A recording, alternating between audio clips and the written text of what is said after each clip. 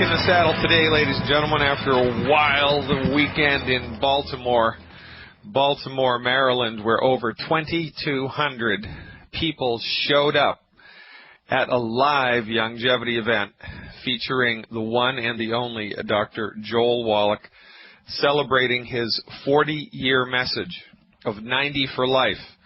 His 40-year message of teaching people all around the country with thousands of free seminars. Thousands. I want you to think about that. Thousands of free seminars teaching people the best-kept secrets about how to recover your health with science-based, clinically verified medical nutrition.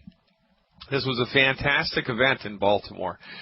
I got to speak a little bit, 20 to 30 minutes, got to meet everybody there, got to spend time with the people organizing the event and the celebrities that were there, Steve Schultz from Longevity, Andre Vaughn, the host of the entire event, Mike Randolph, the president of Longevity, William Andreoli, and of course my friend, mentor, and colleague, Dr. Joel Wallach.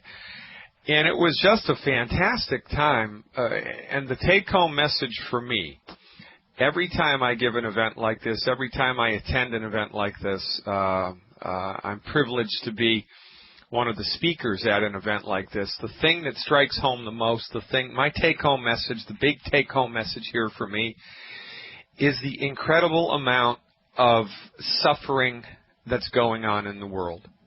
There were 2,200 people in that room, and 2,200 people had health conditions. There were 2,200 people in that room, and 2,200 people were dealing with a problem, a health problem that their MDs were not able to fix. There were 2,200 people in that room who were suffering needlessly because for their entire lives they had been taught the false notion that when you're sick, you're screwed, and that the best possible thing that you can do, as a matter of fact, your only option is to medicate your symptoms into submission with strong and expensive synthetic pharmaceutical medicine, or just cut the offending part out. You don't need that heart. Just cut it out. We'll give you a fake one. You don't need that hip joint.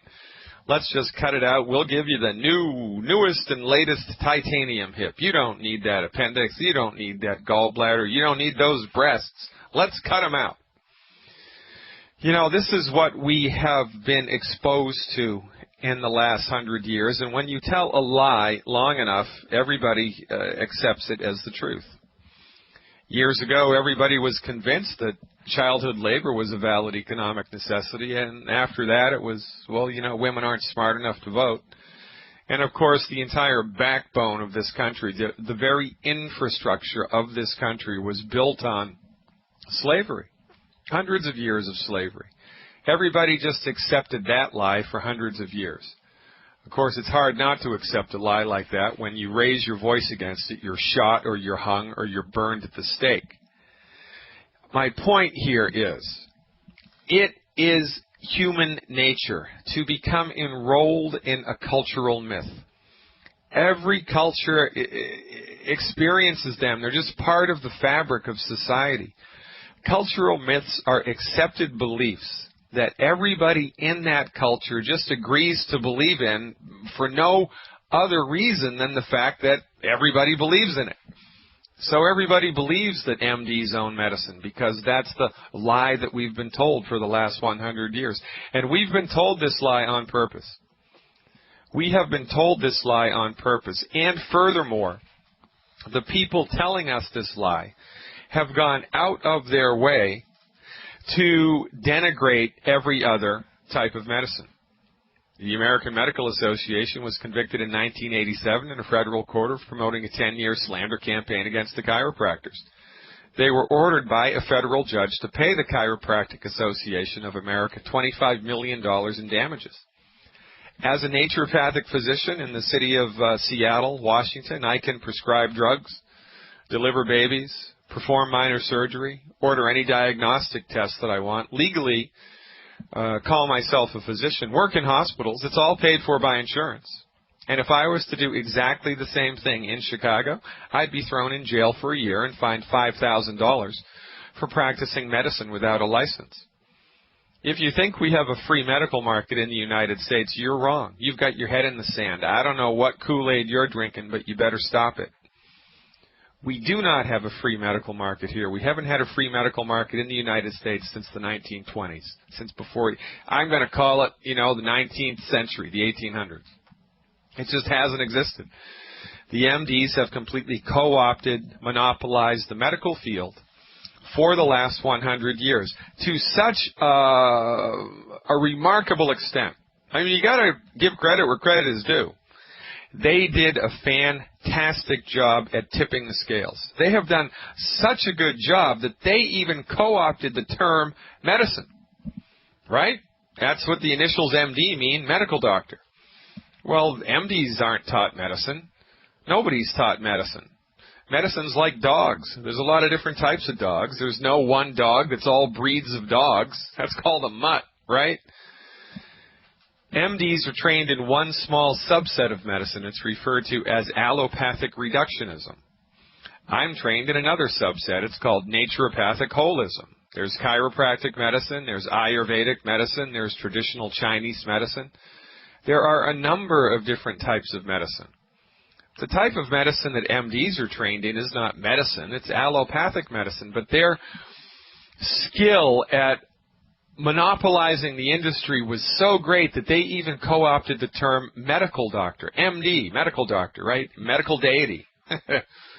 Well, there should be a law against that. They shouldn't be allowed to call themselves medical doctors.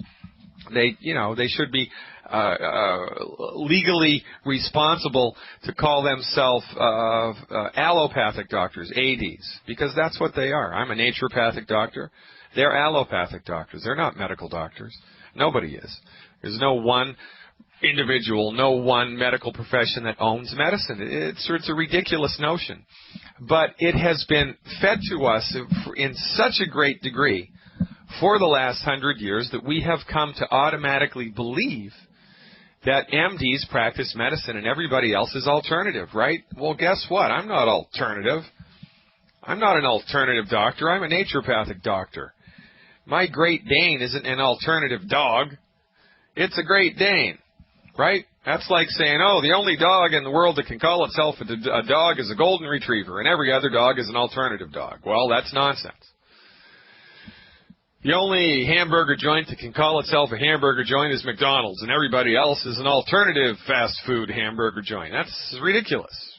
But see, because we don't know any better, because nobody's lined it up for us like this, and because, when we're sick, we're in trouble, and we got to go somewhere. This is what we have come to believe.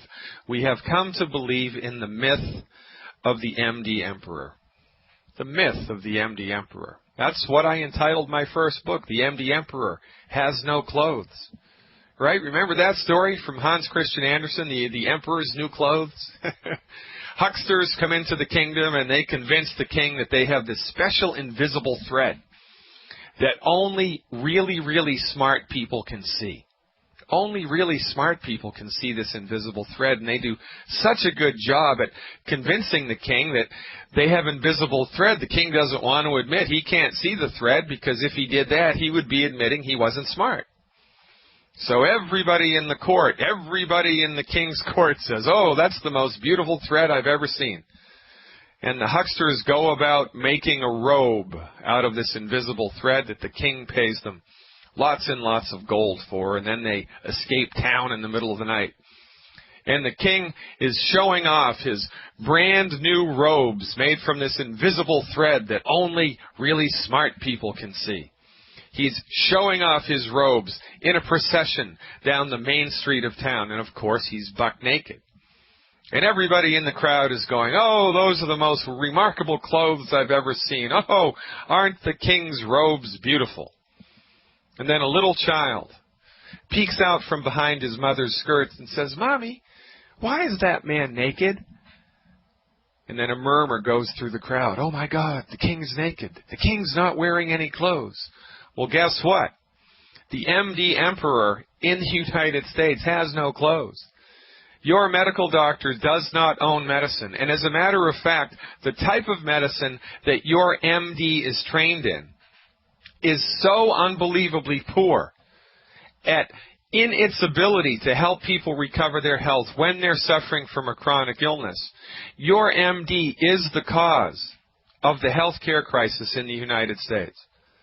Not only do their medicines not work at helping people to recover their health in the face of a chronic illness, but their therapeutics are so unbelievably off the mark that they are now the leading cause of death in the United States.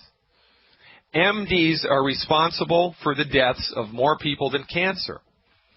MDs are responsible for more deaths than heart disease. Now, are they trying to kill people? Are they sadistic? Are they lining people up and killing them? Is this, a genocide program? Is this a euthanasia program? No, it's not.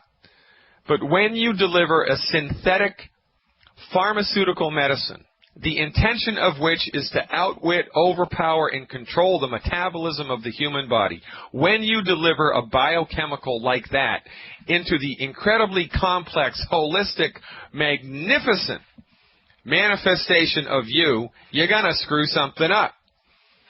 It's like throwing a wrench into the gears. But the hubris of the MD is so great that when their therapeutics fail, when their therapeutics kill, when their therapeutics harm, they blame the patient. Oh, it's the patient. The patient's overweight because they're lazy. The patient has type 2 diabetes because they have a bad gene. My titanium hip implant didn't work because the patient has a bad gene. Baloney. The only reason that you're sick and suffering, and this was as clear as a bell to me in Baltimore this weekend, is because you have taken the wrong dog to the hunt. You have gone to the wrong doctor. Ladies and gentlemen, if you want to recover your health, there's two things you must do. Number one, fire your MD now. And number two, sign up with Youngevity, find a Youngevity representative, and let them tell you Dr. Wallach's health recovery methods. Jeff is live with a question about probiotics. Jeff, it's your time on the Dr. Glidden Fire Your MD Now show. Welcome aboard. Thank you. My question about probiotics, what is the best way to get them? I understand that, some people say get them from yogurt, but yogurt is pasteurized, and therefore what I've been told by so many people is the pasteurization kills everything in it. So there's supposedly no probiotics. So what do you recommend? Well, there's probiotics in yogurt because yogurt is, whether yogurt is made from pasteurized milk or unpasteurized milk or homogenized or non-homogenized, yogurt is cultured so that there are probiotics in it, right? And it's the same thing with sauerkraut. Well, of course, sauerkraut's not pasteurized. But you can get it by eating yogurt. Now, of course, we recommend whole milk because fat doesn't make people fat. And there's a lot of really good stuff in milk that's good for your body. There is argument about milk being good or bad for your body depending on your blood type. The guy that wrote that book, Peter D'Adamo, the blood type diet guy, I know him very well, was in school with him. I'm very familiar with his approach, and I believe that he's on to something, but his approach, he's blown it out of proportion, in my opinion, and he thinks that the blood type is everything. It's not, but I'm getting a little off the mark here. The thing about probiotics is the thing about vitamins, is the thing about any type of medicine. It is a dose-dependent phenomenon, right? There's no magic here. If you went to a knucklehead MD and, you had a sinus infection and they were smart enough to stick a little swab up your nose and do a culture and sensitivity of the bacteria that they found, then they could tell you, well, holy smokes, Jeff, you're going to need ciprofloxacin. We're going to give you 30 milligrams twice a day. You're going to have to take that for a week. Cipro, 30 milligrams BID. Well, if they told you you needed 30 milligrams twice a day, but you only took 10 milligrams once a day, it wouldn't work. And now, does that mean that antibiotics don't work? No, it means you just didn't take enough. Well, this is the problem with vitamins and medical nutrition. It is a dose-dependent phenomenon. And this was one of the most, I've had a number of, kind of aha moments in my life, like where the lights went on, a eureka moment, if you will. One of them was when I was mentoring with Dr. Wallach, and I understood for the first time ever that Dr. Wallach based all of his prescriptions based on somebody's body weight, which makes all the sense in the world. But why wasn't I taught that, and why didn't any of my colleagues do it, and why is that not the norm? It's not the norm because you don't know what you don't know. And in the world of holistic medicine, there's a ton of stuff that people have gotten wrong. There's 1,000 times more things that people have gotten wrong in conventional MD-directed medicine, but the holistic medical theater isn't immune from this either. Now, do we have all of the answers? No. But our therapeutics, as directed by Dr. Wallach's research and Dr. Wallach's clinical experience, produce better results than anything I've ever seen.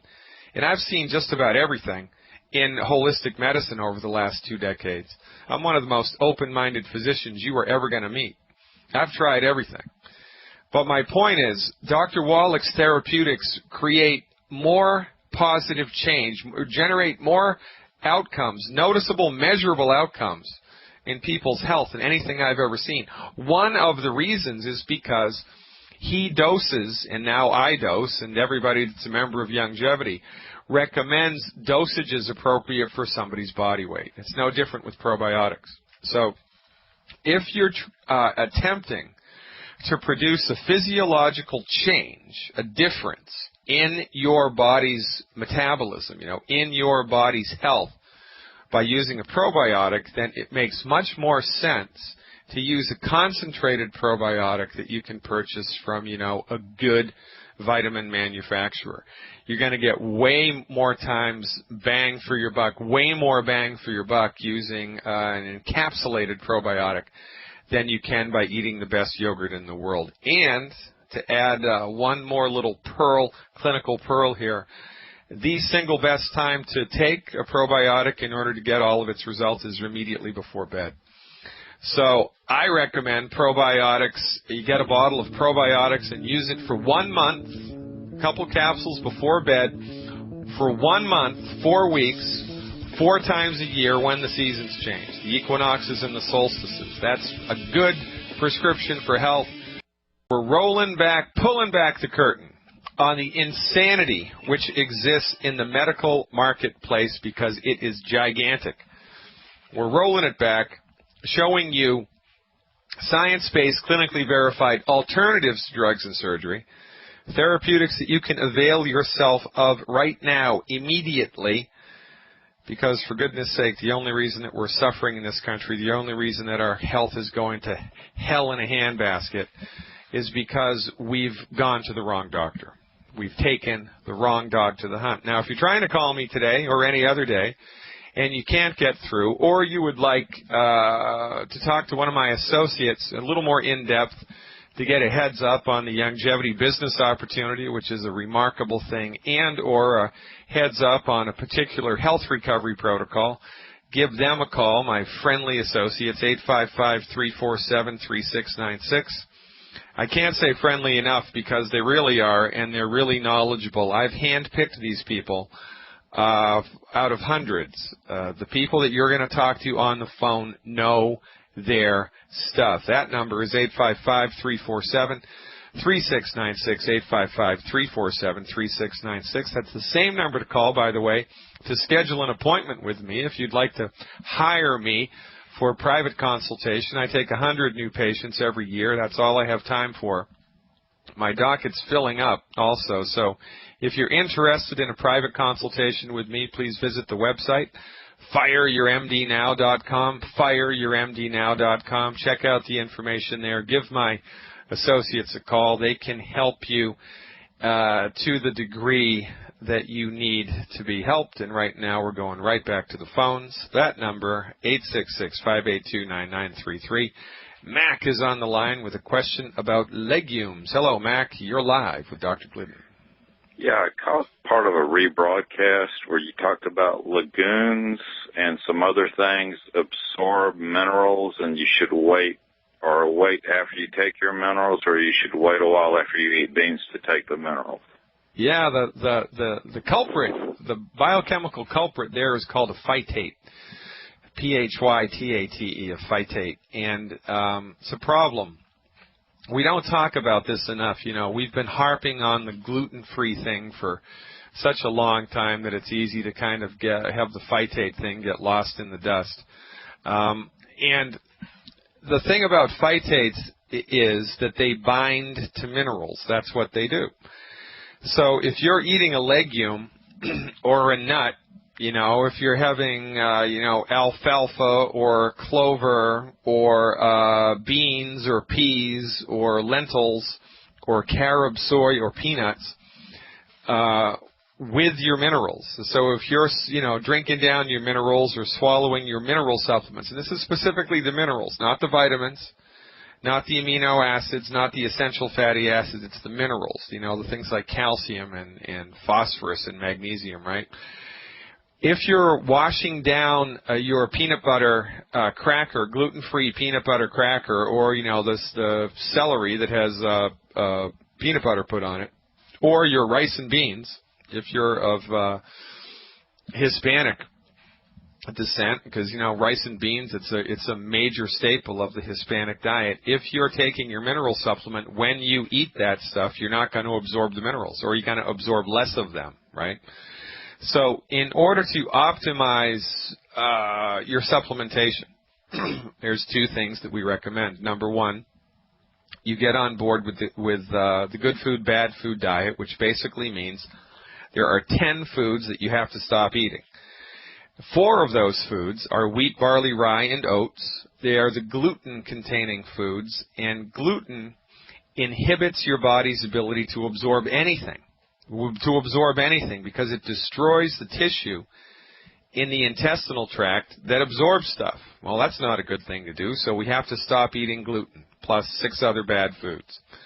And we advise not having legumes or nuts with your mineral supplementation. So if you're going to eat, rice and beans or peanut butter or soy or carob, then you have to take that either before you take your minerals or after you take your minerals. And the best strategy in that regard is to take the minerals first, and then an hour later you can eat whatever you want, as long as it's not one of those 10 bad foods. So you can have the peanut butter, you can have the soy or the carob or the rice and beans an hour after you've taken the minerals. Now you can take the vitamins and the amino acids and the essential fatty acids with a meal if you want, whether there's phytates in it or not. That's kind of a hard thing to do, so we just recommend take your supplements first, the liquid supplements, the liquid minerals, the liquid calcium, the Beyond Tangy Tangerine, and the plant-derived minerals if you're taking them. And then an hour later you can take your capsules, the encapsulated vitamins, with a meal. All right? More or less, that's how we do it. Thank you so much for the call. Looks like Al is on the line with a question about thyroid cancer. Hello, Al. You are live with Dr. Yes, Dr. Glidden. I'm calling in for a woman here that's 64 years old. She has thyroid cancer, hemochromatosis, high blood pressure, anxiety, depression, trouble swallowing, and COPD. Well, she's got the wrong doctor, right? Yeah, obviously, yeah. I sure. tried to tell her that. Yeah, okay, good. How old is she? She's 64. Okay. So, chronic obstructive pulmonary disease is very similar to asthma. There are a number of things that are contributing to that. There's a number of things that are contributing to all of these conditions, because the ground substance that they all share is, of course, chronic nutrient deficiencies, which in her case, probably, I'm going to bet 25 cents, heck, I'd bet $1 million if I had it, that her condition is aggravated by her unwitting consumption of all the wrong food. For goodness sake, you win the lottery, you go out and you buy a brand new Porsche, right? It's a $100,000 automobile. You don't know any better. You put diesel fuel in it. It's an unleaded engine. The car's going to run like crap if it runs at all. Nothing wrong with the car. You put the wrong fuel in it. Well, the human body is a lot more sophisticated than a car, even a $100,000 car. If you consistently put the wrong food down that hatch every day in your tank, it's only a little while before those chickens are going to come home, and I'm really mixing up my metaphors today, but it's the truth. You really need everybody, man, everybody, Al, and by everybody I mean everybody, needs to stop eating the 10 bad foods. That's number one. She must dial in the elimination of the 10 bad foods, number one. Number two, what I would recommend, of course, we can't treat cancer. Quite frankly, we don't treat anything. I've never treated chronic obstructive pulmonary disease in my life. I've never treated high blood pressure. I've never treated type 2 diabetes. I've never treated asthma. What I have done is helped people to recover their health. People who have been given a diagnosis by a medical professional of something called asthma, whatever the heck that is. I could have 1,000 patients with asthma and their symptoms are 100% different. They all have different sets of symptoms, but they all have asthma. Well, I guess we have to call it something. But one of the things the MDs have duped us into believing is that, there's like something that's really called asthma, and it's like out there waiting to get you, like a rattlesnake. Rattlesnake's a real thing. Well, asthma is just a term. It's an intangible term given to a series of symptoms that are showing up in somebody's body. There's no such thing as asthma, but what there is John Doe or Jane Doe who has trouble in their respiratory tract. So what are we going to do? Are we going to treat asthma? No, we can't do that. But what we can do is we can give Jane Doe or John Doe, we can give their body the support that it needs in order to attempt to recover its health. So what we do, right, is support and promote the circulatory system. We support and promote the musculoskeletal system. We support and promote the immune system. We support and promote the body's ability to fix itself. And with complicated cases like this, where there are a number of things going on, this is just the result of a lot of nutrient deficiencies over time, compounded by consistent consumption of all the wrong food. Man, it is a train wreck.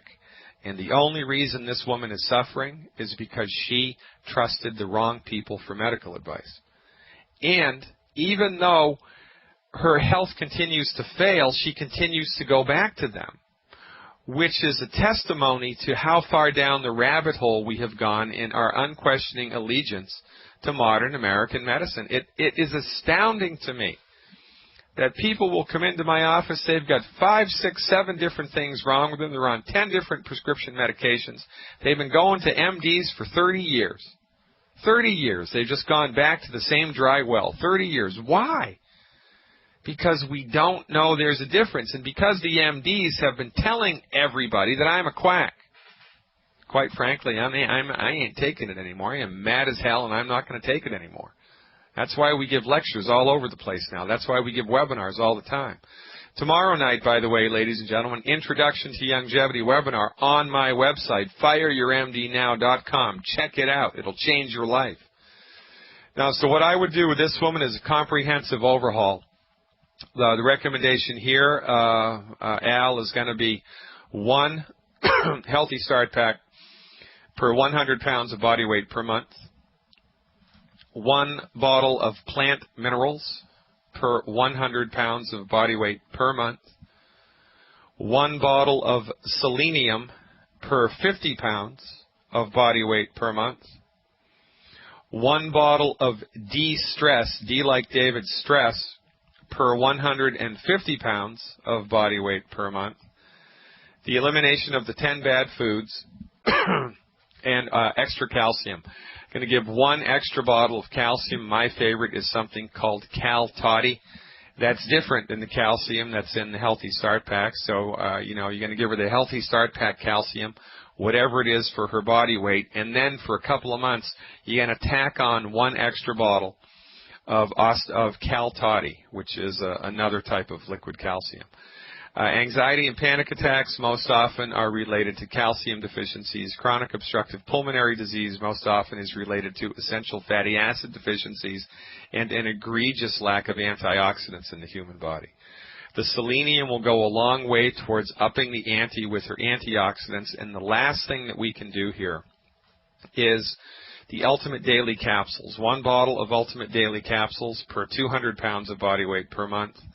And she needs to dial in an antioxidant intake of over 100,000 ORAC points a day. Now, if her budget allows for it, she can do that with the Triple Treat chocolate.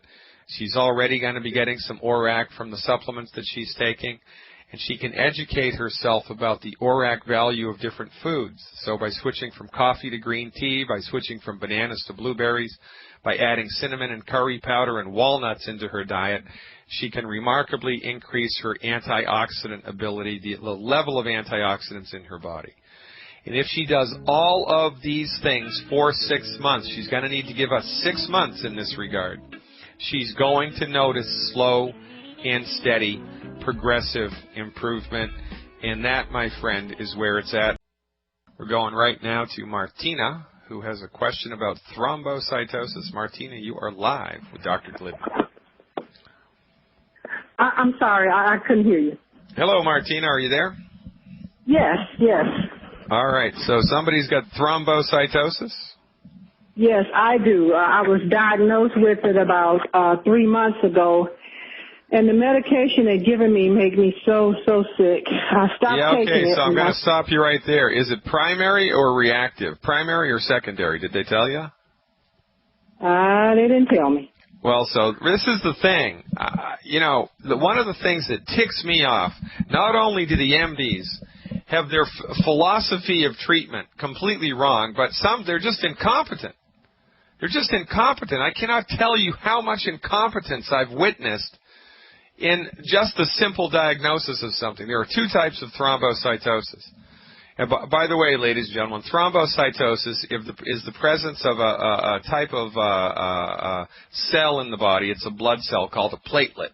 And when your platelets are high, you have thrombocytosis. And thrombocytosis can either be essential or reactive, or reactive is also called secondary. And, you should be able to determine which it is if you're a doctor, for goodness sake. But I guess in your case they didn't. Were you having any signs and symptoms of this, Martina, when they diagnosed it? I was in the hospital twice for my high blood pressure spiking, twice within 6 month period. And I think it was essential thrombocytosis. That sounds familiar. Yeah, okay. So they did that, of course, after blood work, right? And all right. So you had, the only other thing you had going on for you was high blood pressure. Is that it? Yes. That I know of, yeah. And I felt absolutely fine the day my blood pressure spiked. Yeah, okay. Do you have, how long have you had blood pressure? For several years. Several years? Over 5 years. Yeah, over 5 years. All right. And how tall are you and how much do you weigh? I'm 5'10". I weigh 170 pounds, 75 pounds. Okay. So, you ever had a problem with your kidney? No problems whatsoever. Okay. And are you on any prescription medications right now? I'm assuming you're on something for your blood pressure, yeah? Enalapril. Yeah. Are you taking anything else for anything else? Well, I got on the products, but I just, longevity.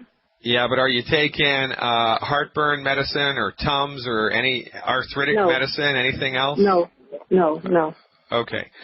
So 99 times out of 100, the first thing to think about when we're considering high platelets is the first thing, interestingly, that we consider when we're thinking about high blood pressure, which is not enough calcium and magnesium.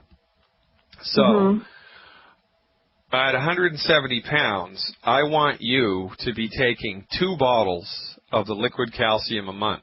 2 bottles of the liquid calcium a month. That's the Osteo FX Plus. 2 bottles of the liquid calcium a month. That's 1 ounce of the liquid calcium 2 times a day.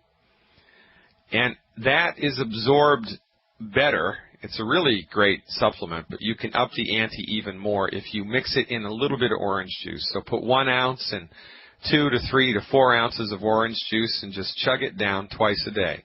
That's very important for you to do. But what's more important for you to do in the face of,